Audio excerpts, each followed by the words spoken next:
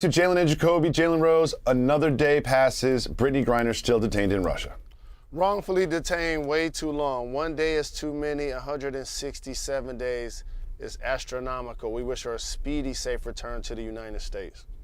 Jalen, LeBron James worked out the Lakers facility with his two sons, Bronny and Bryce. And I want you to notice something about this clip. When all three of them dunk, watch how just gracefully Bronny and Bryce just keep it moving after they dunk. And then watch LeBron James take about 14 steps in a breath after his dunk. See that? Easy. Now watch LeBron. This is the 37-year-old. Watch the post-dunk footwork. 1, 2, 3, 4, 5, 6, 7, 8, 9, 10 steps. And then watch Bronny. He's just easy, light work, keep it moving.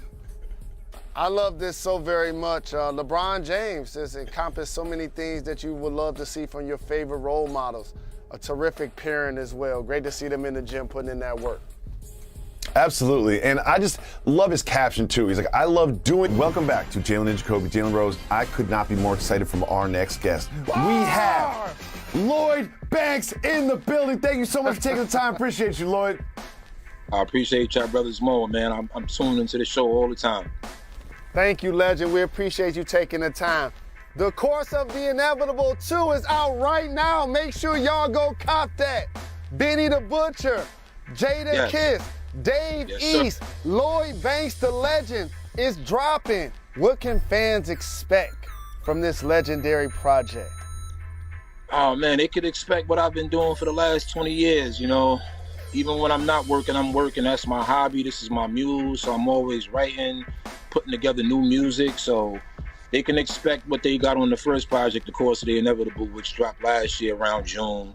So this is the sequel, and it's basically just touching on a lot of real life topics, you know, for me being an older artist now. And it's basically just about staying the course, you know. Life is not going to be easy. You know, it's going to be left turns, right turns, U-turns, forks in the road, you know, and I'm just trying to touch on all of those things that I've been through.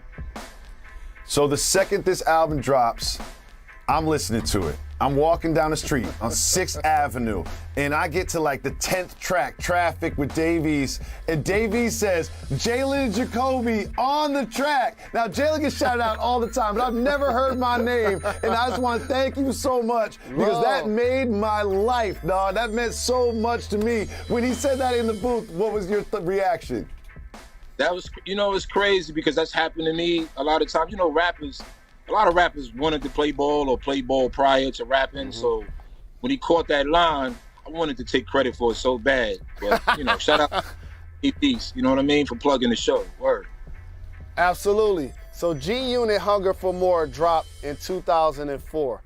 And I was so very grateful when you said, I ain't from Michigan, but I'm in the Fab Five, Yayo 50, Bucking Game. You know my freaking name. And how much for you, like, did you take and did you learn from that period of time when you guys were like rock stars internationally? I came in the game 19 years old, 19 turning 20. That was like incredible. Just to give you like a little back history, we brought LeBron James out on stage before he even made it into the NBA.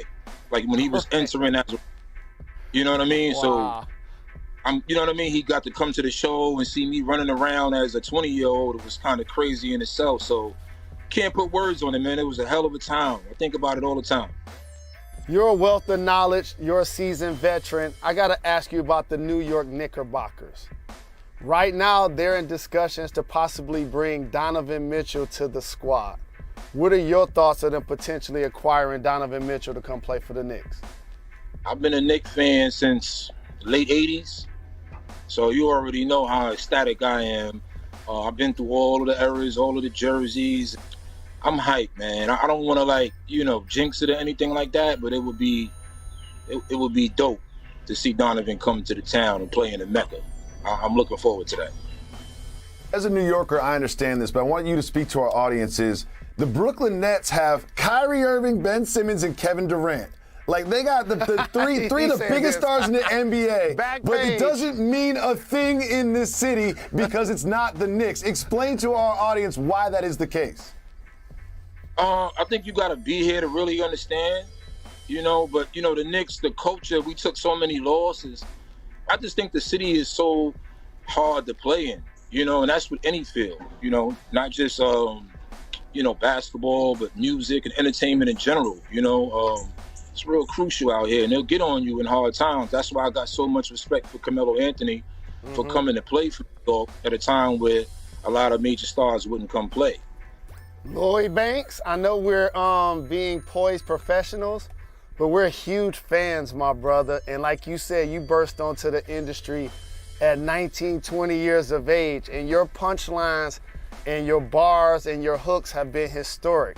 So I have to ask you this question. Take your time and think about it.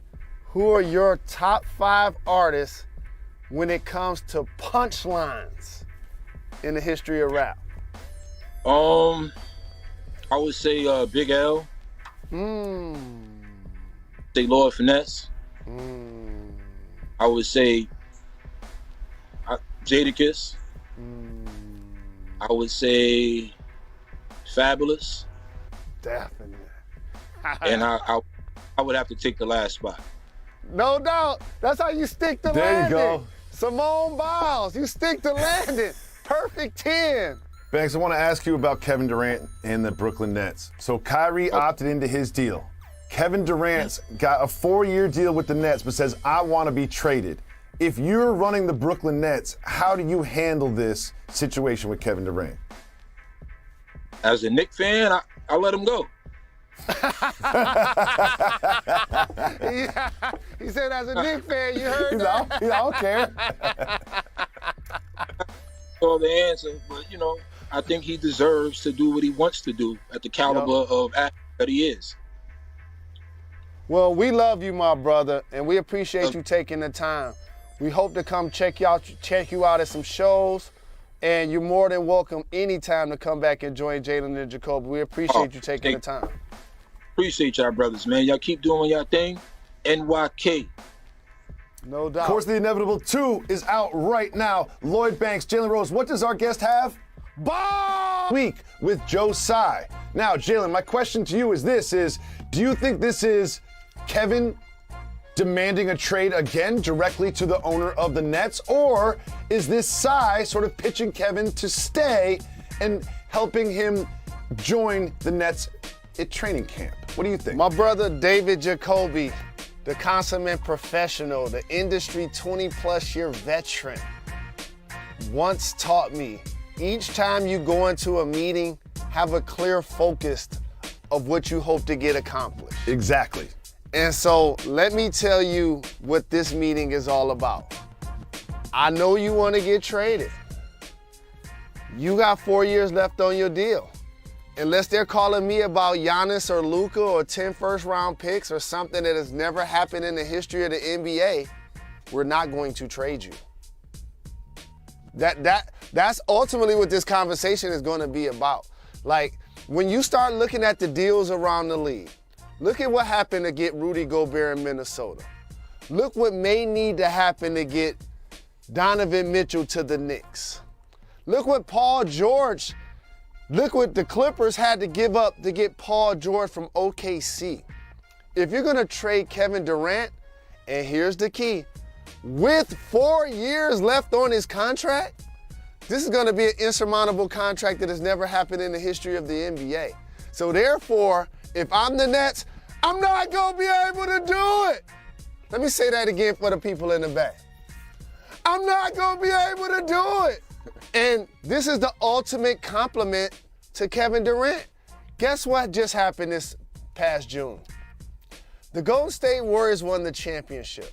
The same team that won it before KD, he won 2 finals MVPs with and dashed because he and Kyrie was gonna form their own path. And I still believe that they can do that. So if you're the organization, don't panic. Kyrie saw the Celtics make the finals. KD saw them just win it without him. He's gonna be as motivated as any player in the NBA this year. You don't just move him.